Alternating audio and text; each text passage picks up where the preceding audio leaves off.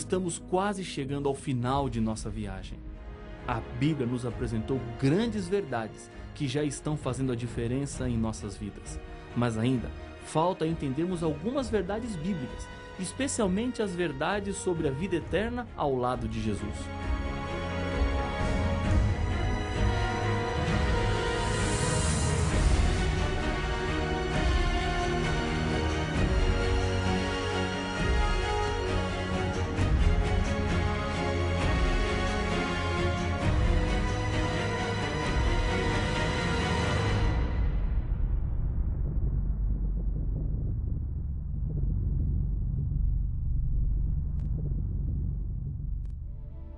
O livro do Apocalipse está cheio de promessas ao vitorioso.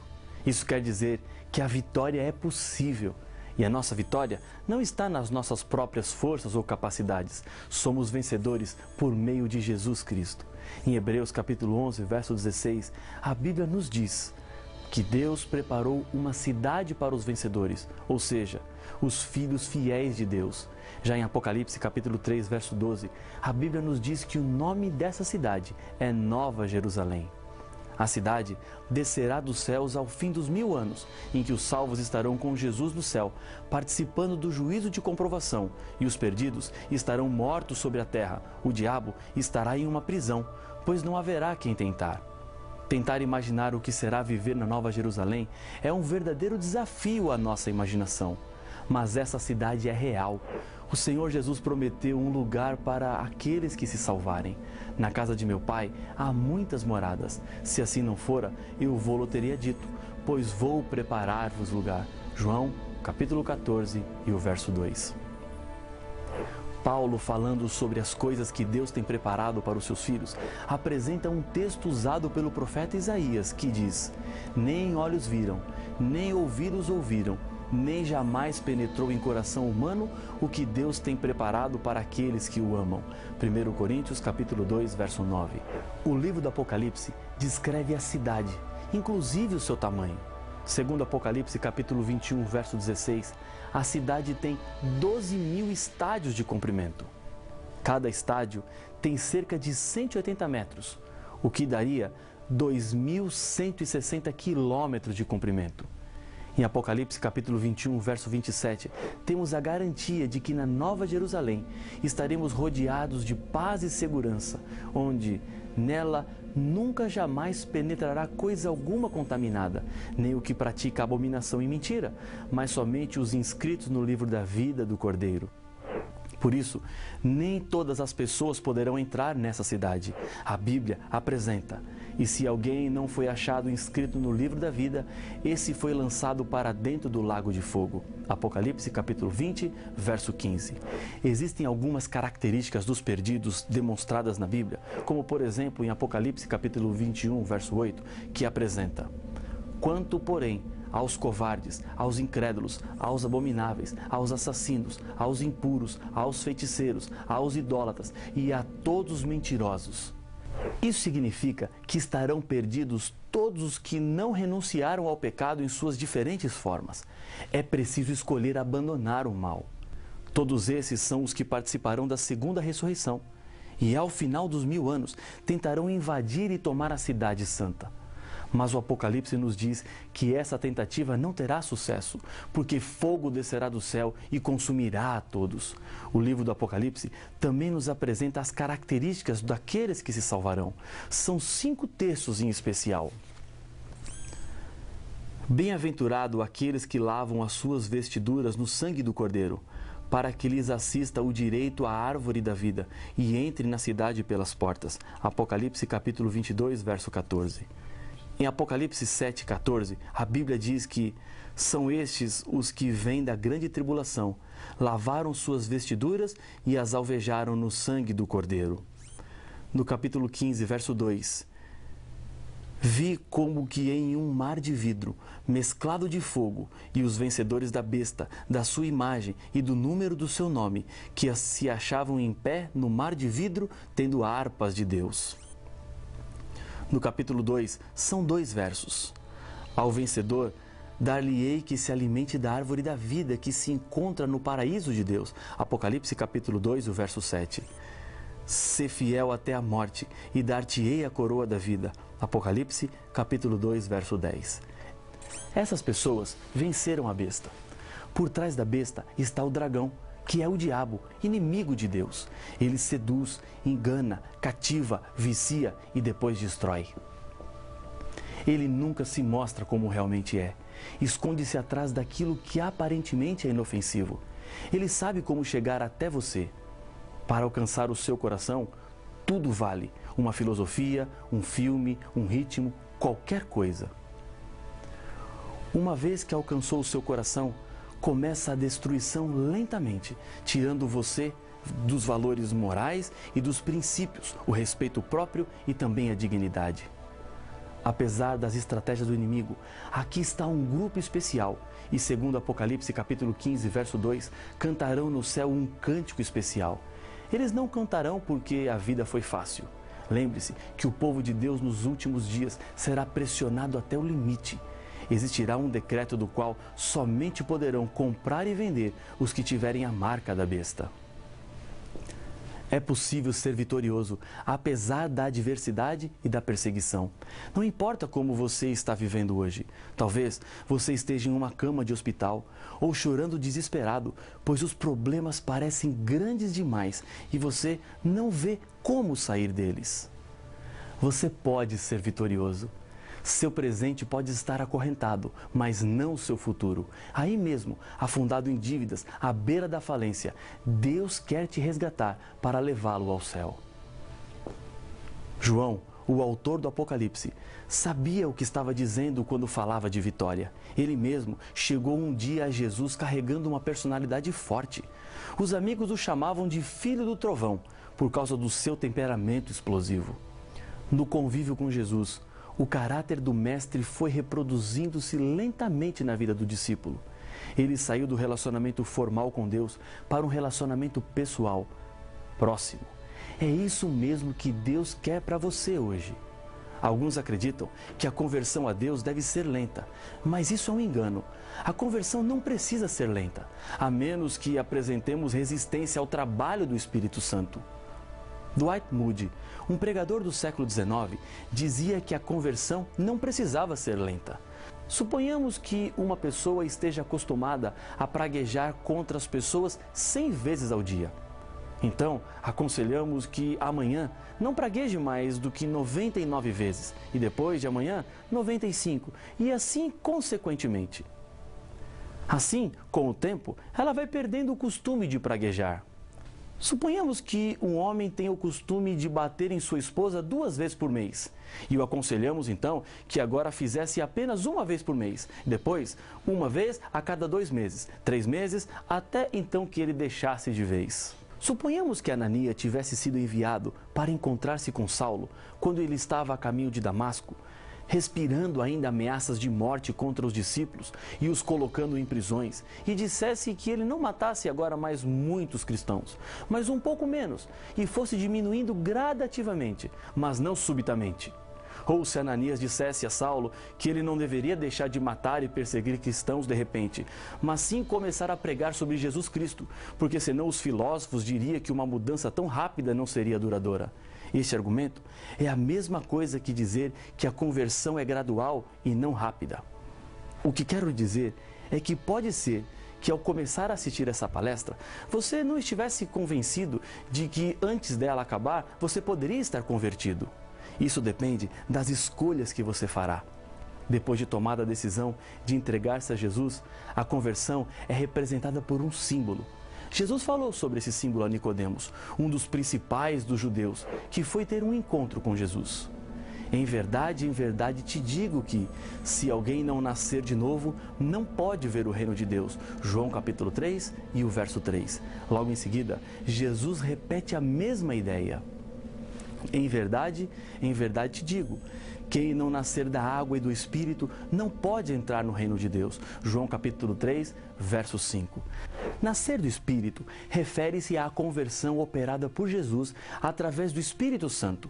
E quando nos entregamos a Ele, transformando a nossa vida por completo, mudando os nossos hábitos e vontades e nos ajudando a viver de acordo com os 10 mandamentos, capacitando-nos com os dons do Espírito, E esse novo nascimento é representado pelo batismo.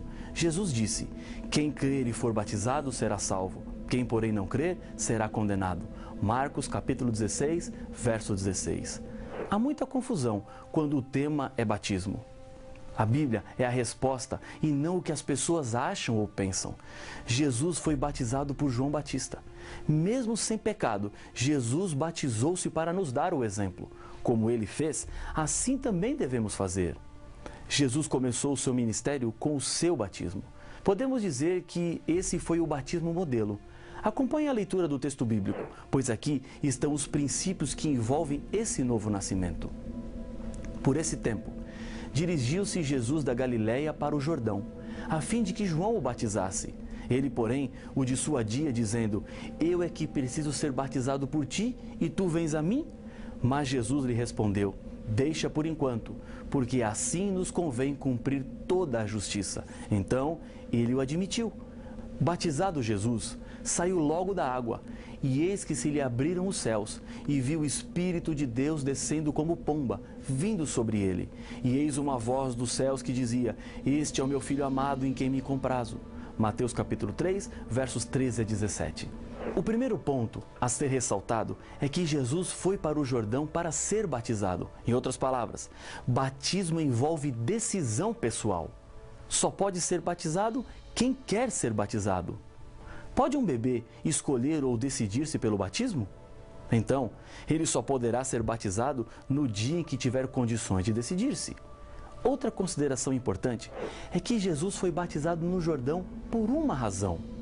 Ora, João estava também batizando em Enom, perto de Salim, porque havia ali muitas águas, e para lá concorria o povo, e era batizado. João capítulo 3, verso 23. Batismo é uma palavra grega que significa mergulhar. Os gregos usavam essa palavra para tingir roupas. Isso quer dizer que não é possível batizar uma pessoa sem que ela seja mergulhada na água. Existe o chamado batismo por aspersão, onde se joga apenas um pouco de água sobre a cabeça da pessoa. João não jogava água sobre as pessoas, mas levava onde havia muita água e elas eram mergulhadas. O cardeal Gibbons escreveu: por vários séculos, depois do estabelecimento do cristianismo, o batismo era por imersão, mas desde o século XII tem prevalecido a prática do batismo por aspersão. Desta maneira, é colocada como menos inconveniente. Na Idade Média, por causa do frio, estabeleceram finalmente a aspersão por ser mais conveniente. Mudou-se a maneira de batizar por nossa conveniência e não pela vontade de Deus. Mas o que a Bíblia diz sobre isso? Há um só Senhor, uma só fé e um só batismo. Efésios capítulo 4, verso 5. Há apenas um. É algo específico. O batismo tem um simbolismo e não fui eu quem inventou, mas Deus foi quem deu. Quando Deus apresenta um símbolo, ele é específico e exato. Veja o exemplo na história de Caim e Abel. Abel trouxe um cordeiro, símbolo de Jesus. Caim trouxe frutas. Caim mudou o significado de sua oferta. Por isso, Deus não aceitou. Aquilo não era o que Deus havia pedido. O santuário terrestre era um símbolo. Foi construído como Deus mandou que fosse construído, pois cada uma das partes tinha um significado muito maior do que aqueles que os olhos podiam ver. Deus fala a outras pessoas através de símbolos. É como uma história que ouvi certa vez. Um rapaz estava noivo e foi convocado para a guerra. De lá, ele mandava cartas à sua noiva, mas devido às muitas mudanças de lugares, nunca recebeu nenhuma carta dela. Antes de voltar para casa, ele avisa sua noiva: estou voltando, e se você ainda me ama e me espera, coloque um pedaço de pano amarelo na frente da sua casa, pois assim saberei que você ainda é minha noiva, senão eu entenderei. Quando ele chegou, tinha um lençol amarelo na frente da casa e um monte de tiras amarelas. Como ele escreveu, a prova de amor tinha que ser amarela. Se ela colocasse verde, azul ou qualquer outra cor, ele entenderia que ela não o amava mais. Não era qualquer lençol, mas tinha que ser amarelo. Os símbolos são importantes e devem ser mantidos como foram pedidos. Se mudarmos o símbolo, o significado também mudará. Diz Paulo sobre o símbolo do batismo: Ou, porventura, ignorais que todos nós que fomos batizados em Cristo Jesus, fomos batizados na sua morte? Fomos, pois, sepultados com ele na morte pelo batismo, para que, como Cristo foi ressuscitado dentre os mortos pela glória do Pai, assim também andemos nós em novidade de vida, sabendo isto, que foi crucificado com ele o nosso velho homem, para que o corpo do pecado seja destruído e não sirvamos o pecado como escravos. Romanos capítulo 6, versos de 3 a 6. Quando eu me batizo, aceito a Jesus como meu Salvador, e como ele foi sepultado, morreu e ressuscitou, o batismo representa o renascimento para uma nova vida. Quando somos batizados, morremos para a antiga vida e uma nova pessoa sai das águas. Porque Jesus ressuscitou, agora é possível a você ter essa nova vida. O batismo é morte, sepultamento e ressurreição. Porque todos quantos fostes batizados em Cristo, de Cristo vos revestistes. Gálatas capítulo 3, verso 27. Quando somos batizados, passamos a ser chamados de cristãos. Quando pedi a minha esposa em casamento e ela aceitou, fiquei muito feliz. Mas se eu dissesse a ela, vamos nos casar, mas tem que ser em secreto, ninguém pode saber. Você se casaria em secreto? Claro que não. Da mesma maneira, o batismo também é uma confissão pública. É a demonstração de que quero viver ao lado de Jesus. Portanto, todo aquele que me confessar diante dos homens, também eu o confessarei diante de meu Pai, que estás nos céus. Mateus capítulo 10, verso 32. Existem 3 condições para uma pessoa ser batizada. Primeira condição, arrependimento. Acompanhe o texto bíblico. Respondeu-lhes Pedro, arrependei-vos e cada um de vós seja batizado em nome de Jesus Cristo, para a remissão dos vossos pecados, e recebereis o dom do Espírito Santo. Atos capítulo 2, verso 38. Arrepender-se significa mudança de pensamento. É a decisão de deixar para trás tudo aquilo que desagrada a Deus e passar a andar de acordo com a vontade dele. Segunda condição, crer. Disse-lhes Paulo, João realizou o batismo de arrependimento, dizendo ao povo que cresce naquele que vinha depois dele, a saber, em Jesus. Atos capítulo 19, verso 4. Se você crê e está disposto a fazer a vontade de Deus, você pode ser batizado. Agora, se alguém diz, eu creio, mas eu não me batizo, na verdade, não crê tanto quanto pensa crer. É como o noivo que diz à noiva, eu te amo, mas eu não me casarei com você. Terceira condição, entendimento. Veja esse texto bíblico. Jesus, aproximando-se, falou-lhes, dizendo, toda autoridade me foi dada no céu e na terra. Ide, portanto, fazei discípulos de todas as nações, batizando-os em nome do Pai, e do Filho e do Espírito Santo, ensinando-os a guardar todas as coisas que vos tenho ordenado. E eis que estou convosco todos os dias, até a consumação do século. Mateus capítulo 28, versos 18 a 20. Ao compreender a verdade de Deus, espera-se que uma decisão seja tomada. Um passo precisa ser dado. As revelações de Deus não são apenas para serem admiradas, mas elas precisam ser vividas. O que impede você de ser batizado? Não perca mais tempo. Decida agora nascer de novo, porque Jesus Cristo está esperando para te dar uma nova vida. Depois de tudo que você entendeu, depois de tudo que estudamos, este é o momento no qual a decisão precisa ser tomada. Jesus te espera. Ele tem um céu para lhe dar. Eu sei da sua decisão.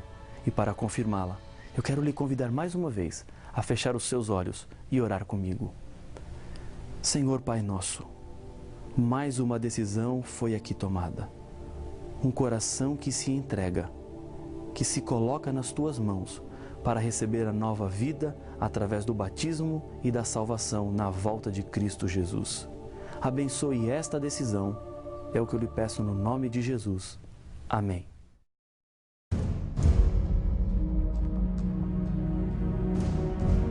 A Bíblia nos mostra que diante deste conflito não existe território neutro. Ou estamos com Deus e sua verdade, ou estamos do lado do inimigo. O diabo tem feito de tudo para levar as pessoas a adorarem qualquer coisa, menos Deus. O Espírito Santo trabalha para iluminar a mente de pessoas sinceras que procuram na Bíblia as verdades de Deus e assim entenderem a revelação. Mas que artimanhas mais o diabo poderia inventar para tentar nos separar do amor de Deus? E como o Espírito Santo pode nos ajudar na nossa caminhada rumo à vida eterna? Todas estas respostas você encontra no próximo episódio de Apocalipse, o Fim Revelado.